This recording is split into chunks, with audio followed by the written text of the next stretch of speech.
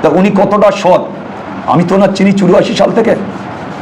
ছেঁড়া হাউই চটি পরে ঘুরে বেড়াতেন, আর এখন সোনার জুতো পরে বেড়াচ্ছেন উনি। ছেঁড়া হাউই চটি করে ঘুরে বেড়াতেন, তখন আমরা বিশ্বাস করেছিলাম ভদ্রমহিলা ভালো, কিন্তু এখন জোকারের থেকেও খারাপ, জোকারের থেকেও খারাপ। দুর্নীতির পাহাড় ওনার কাছে। ভারতবর্ষে মনে হয় কোনো রাজ্যের মুখ্যমন্ত্রীরা এতটা দুর্নীতি করেনি। তাই আজকে উনি এইসব চোরেদের দিয়ে আজকের বিধানসভায় 74 জন এমএলএ বাদ দিয়েছে। আর যে প্রমোটার, যে বেশি টাকা দিতে পারবে, যে তোলাবাজি করতে পারবে, সে হবে তৃণমূলের ক্যান্ডিডেট। আরাবুল ইসলামের ক্যান্ডিডেট টাকা ছিল না, তাই আরাবুল ইসলামের বহিষ্কার করা হয়েছে, আরাবুল ইসলামের জেলে দেওয়া হয়েছে। আর এইসব প্রমোটার ক্রিমিনালরা টাকা তুলে বস্তায় করে নিয়ে দিয়ে আসছে, তাই এরা ভালো। ইংরেজদেরও এত বুদ্ধি ছিল না। এখনকার এই পুলিশের যে বুদ্ধি, মমতা বন্দ্যোপাধ্যায় আসার পরে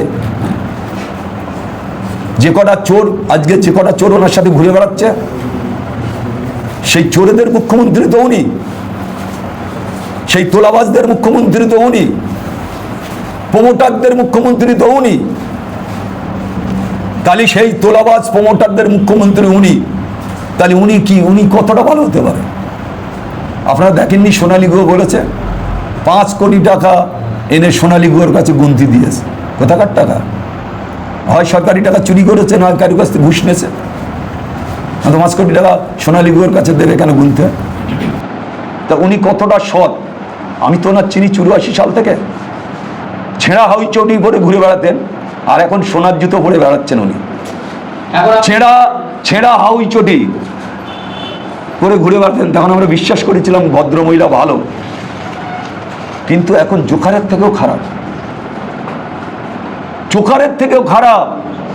দুর্নীতির পাহাড় ওনার কাছে। ভারতবর্ষে মনে হয় কোনো রাজ্যের মুখ্যমন্ত্রীরা এতটা দুর্নীতি করেনি। তাই আজকে উনি এইসব চোরেদের দিয়ে আজকের বিধানসভায় 74 জন এমএলএ বাদ দিয়েছে। আর যে প্রমোটার, যে বেশি টাকা দিতে পারবে, যে তোলাবাজি করতে পারবে, সে হবে তৃণমূলের ক্যান্ডিডেট। আরাবুল ইসলামের ক্যান্ডিডেট টাকা ছিল না, তাই আরাবুল ইসলামের বহিষ্কার করা হয়েছে, আরাবুল ইসলামের জেলে দেওয়া হয়েছে। আর এইসব প্রমোটার ক্রিমিনালরা টাকা তুলে বস্তায় করে নিয়ে দিয়ে আসছে, তাই এরা ভালো। এখন এই পরিস্থিতি কি ক্যানিং পূর্বে শান্তিপূর্ণভাবে নির্বাচন হবে কি মনে হচ্ছে আপনার? কোনোভাবে হবে না। এই অবস্থা থাকলে, এই অবস্থা থাকলে কোনোভাবে নির্বাচন হবে না। কে নির্বাচন ভোট দিতে যাবে? জীবন নিয়ে আজকে তারা ঘর ছাড়া, বাড়ি ছাড়া 2000 মানুষ, 2000 মানুষের ঘর ভেঙেছে। সেই ঘর শুধু ভেঙে ক্ষান্ত হয়নি, সেই ঘরের টোটাল মাটিটা তুলে নেছে, যাতে পরবর্তীতে এসে সেই জায়গায় যাতে না ঘর করতে পারে। তারা সব এলাকা ছাড়া। এখন আমি ক্যান্ডিডেট হওয়ায় তারা এসে আমার কাছে কান চাই বলে আমি তো এখন কিচ্ছু করতে পারবো না। আমি এখন কারুর ঘরও করে দিতে পারবো না, বা কারুর কিছু করে দিতে পারবো না।